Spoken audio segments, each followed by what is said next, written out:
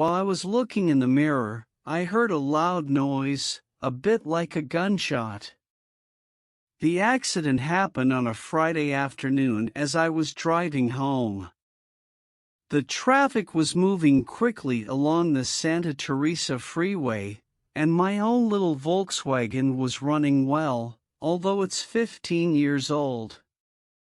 I was feeling good.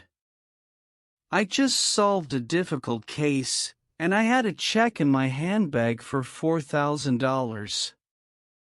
That's good money for a female private detective working for herself.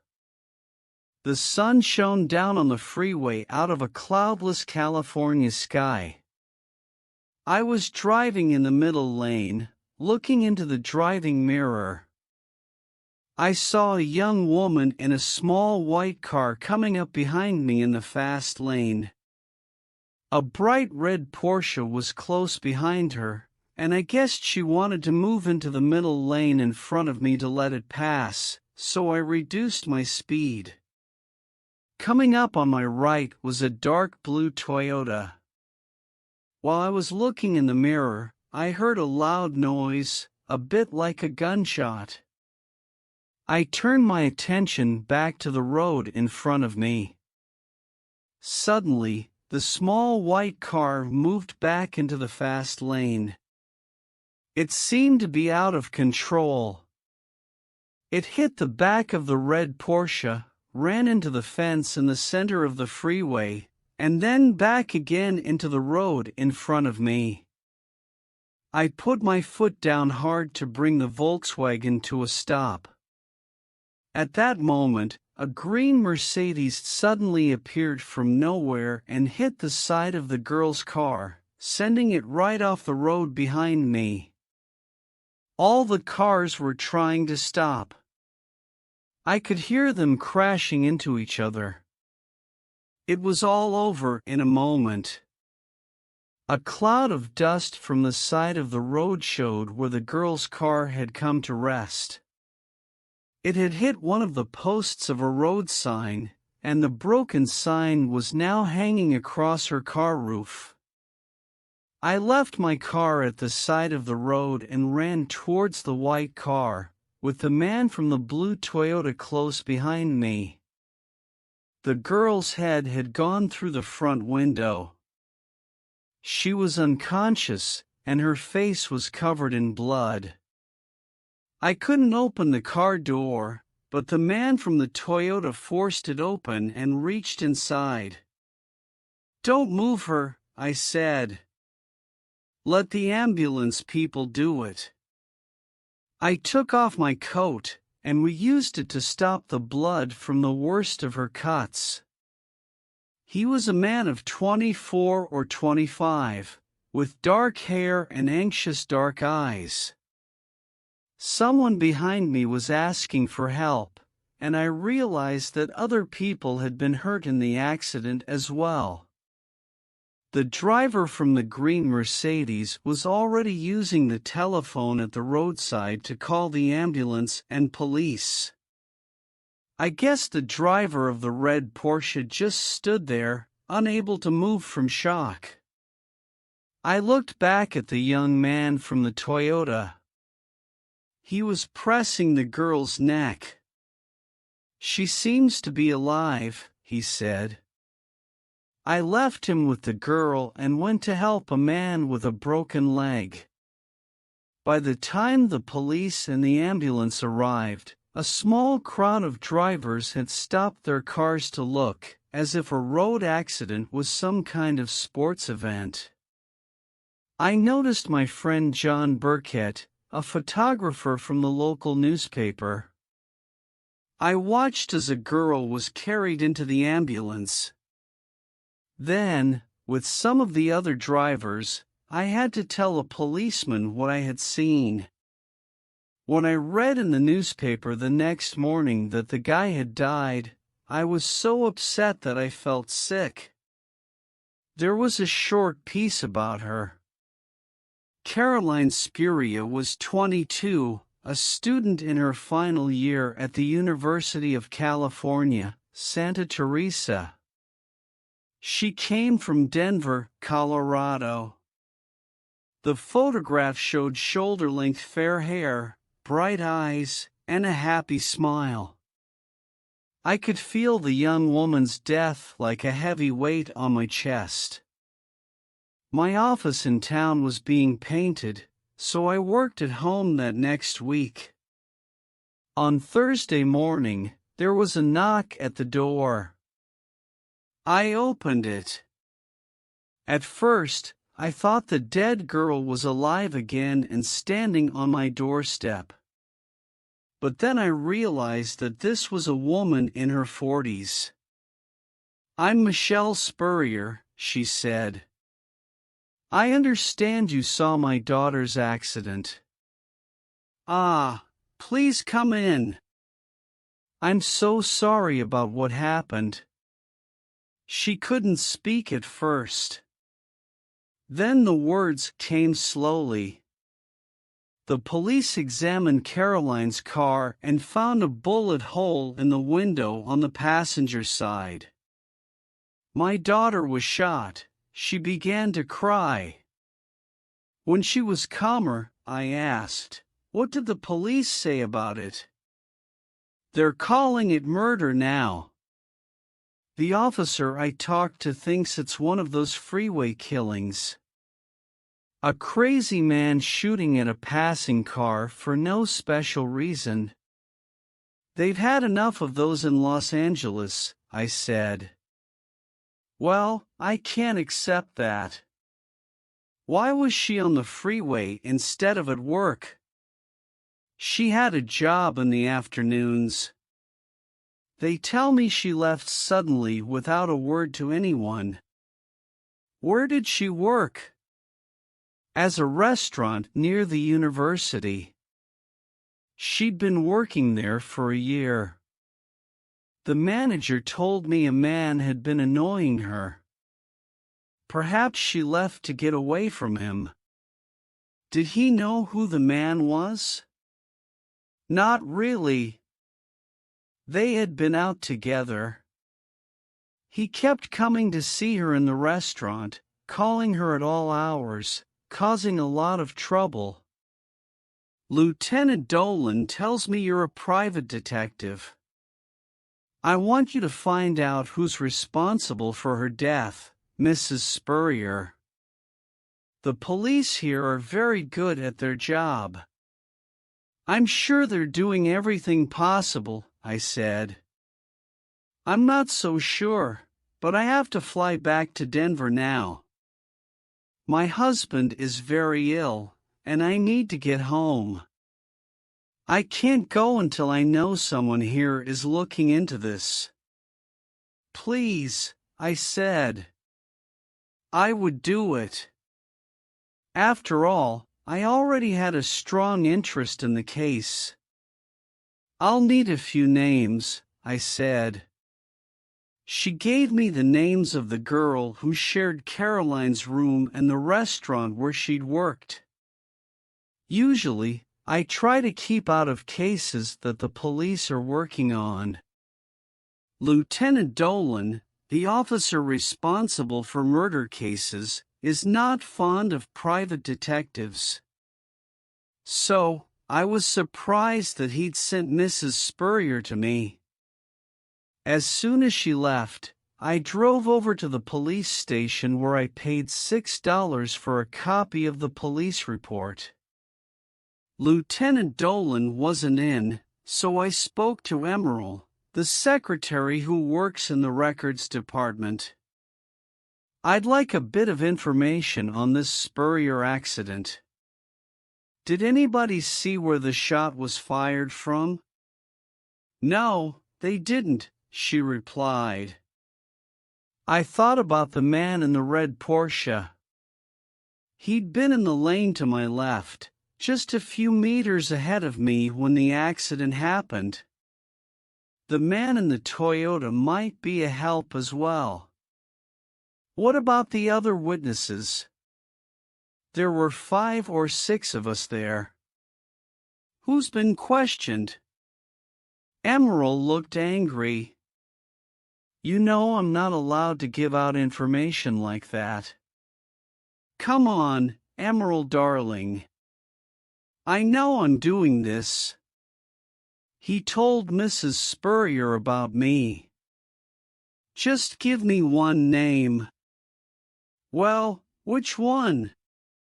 Slowly, she got out some papers. I described the young man in the Toyota, thinking she could find him in the list of witnesses by his age. She looked down the list. Oh, the man in the Toyota gave a false name and address. Benny Seco was the name, but I guess he invented that. Perhaps he's already wanted by the police. I heard a voice behind me. Well, Kinsey Milhone, hard at work, I see.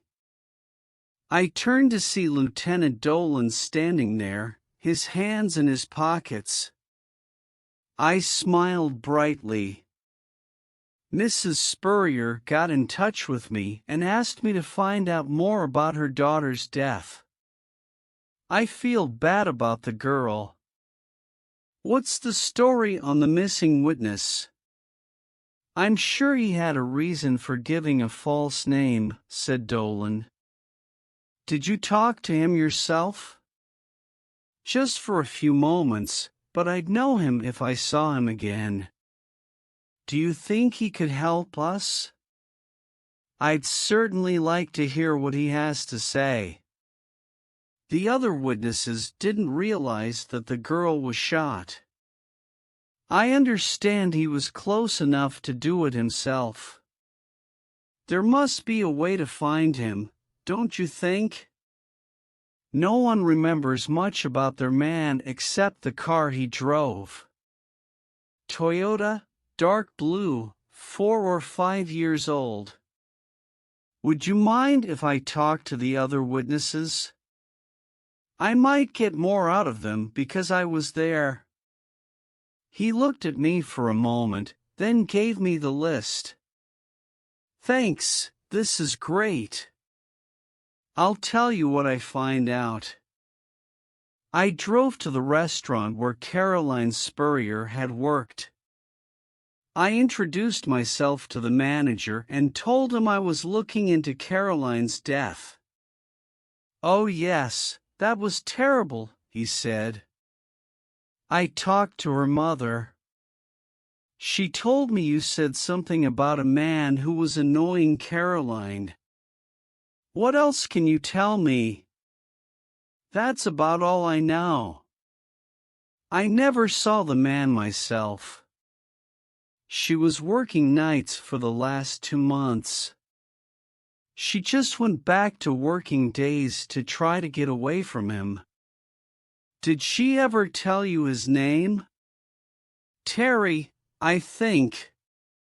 She really thought he was crazy.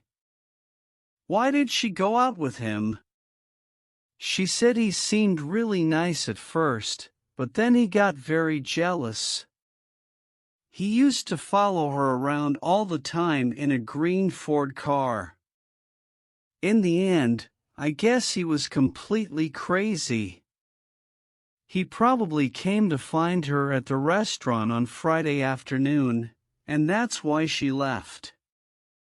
I thanked him and drove over to the university houses where Caroline had lived. The girl who had shared her room was busy packing things in boxes. Her name was Judy Layton. She was 22, a history student whose family lived in the town. When I asked why she didn't live at home, she explained that she had a difficult relationship with her mother. How long did you know Caroline? About a year. I didn't know her well. I looked at the boxes. So, you're moving out? I'm going back to my parents' house. It's near the end of the school year now, and my parents are away for a month in Canada. My brother's coming to help me move. Did Caroline have a boyfriend? She went out with lots of boys, but no one special. She shook her head, not looking at me. I tried again. She told her mother about a man who annoyed her at work. They'd been going out together. They'd just finished a relationship. I expect she told you about him. No, she didn't. She and I were not close. She went her way, and I went mine. Judy, people get murdered for a reason. There was something going on. Can't you help me? You don't know. It was murder. The policeman I talked to said perhaps it was a crazy man in a passing car. Her mother doesn't agree. Well, I can't help. I've told you everything I know. I spent the next 2 days talking to Caroline's teachers and friends. She seemed to be a sweet girl, well-liked by everyone. But I didn't get any useful information. I went back to the list of witnesses to the accident, talking to each in turn. I was still interested in the man with the Toyota. What reason could he have for giving a false name? I didn't seem to be making any progress. Then, an idea came to me as I was looking at the newspaper picture of the crashed car. I suddenly remembered John Burkett at the scene of the crash taking pictures. Perhaps he had one of the men in the Toyota. 20 minutes later, I was in Burkett's office at the Santa Teresa News, looking at the photographs. No good, John, I said.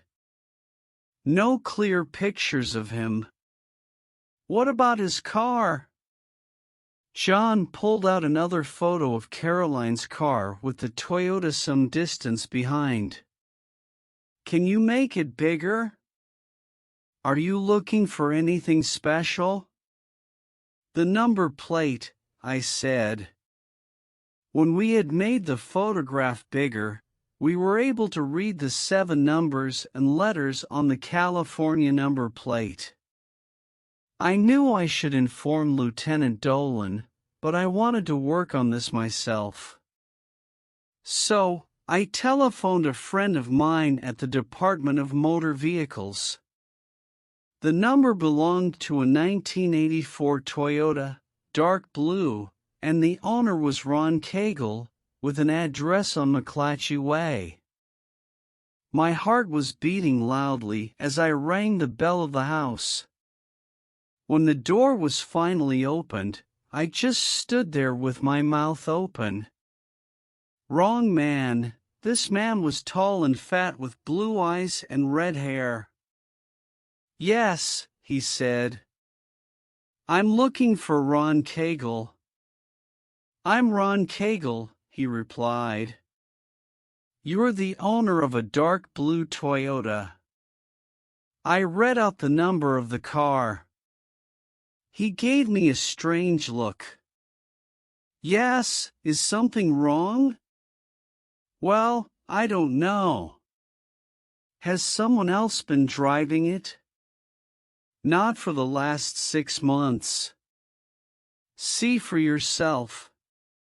He led me round the side of the house, and there sat a dark blue Toyota without wheels and without an engine. What's this about? He asked. This car was at the scene of a recent accident where a girl was killed. Not this one, he said. This has been right here in this condition for 6 months. He looked at it again in sudden surprise. What's this? He pointed to the number plate, and I saw that it had completely different numbers. After a moment, I realized what had happened. Somebody stole your plates and put these in their place. Why would they do that? He asked. Perhaps they stole a Toyota like this and wanted new number plates for it, so the police wouldn't catch them. You could see Cagle's car from the road, I noticed. I called Lieutenant Dolan and told him what I'd found. He checked the list of stolen cars and found that the number which was now on Cagle's car belonged to a vehicle reported stolen 2 weeks before. But Dolan thought that even if we found the man, he might not be connected with the shooting. I didn't believe him. I had to find that young man with the dark hair and the dark eyes. I looked through the list of witnesses and called everybody on the list. Most tried to be helpful, but there was nothing new to add. I drove back to the university area to look for Judy Layton. She must know something more. The apartment was locked, and looking through the window, I saw that all the furniture was gone. I spoke to the manager of the apartments and got the address of her parents' house in Colgate, the area to the north of town. It was a pleasant house in a nice street. I rang the bell and waited. I rang the bell again. It appeared that no one was at home. As I was returning to my car, I noticed the 3-car garage at the side of the house. In the detective business, sometimes you get a feeling, a little voice inside you telling you there's something wrong. I looked through the garage window. Inside, I saw a car with all the paint taken off it. The side door of the garage was unlocked, and I went in. Yes, the car was a Toyota, and its number plates were missing. This must be the same car, and the driver must be someone in the Layton family. But why hadn't he driven it away somewhere and left it? Perhaps he thought it was too dangerous. I did a quick search of the inside of the car. Under the front seat, I saw a handgun, a .45. I left it where it was and ran back to my car. I had to find a telephone and call the police. As I was getting into my car, I saw a dark green Ford coming towards the Layton entrance. The driver was the man I'd seen at the accident, Judy's brother. He looked rather like her. Of course, she hadn't wanted to talk about him. Suddenly, he noticed me, and I saw the terror in his face as he recognized me. The Ford sped past me, and I chased after it. I guessed he was going towards the freeway. He wasn't far in front of me when he turned onto the freeway, heading south. And soon, I was right behind him. He turned off the road onto the rough ground beside it to pass the slow-moving traffic.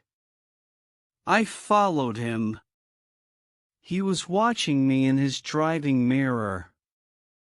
Perhaps that was why he didn't see the workmen and their heavy vehicle right in front of him, not until it was too late.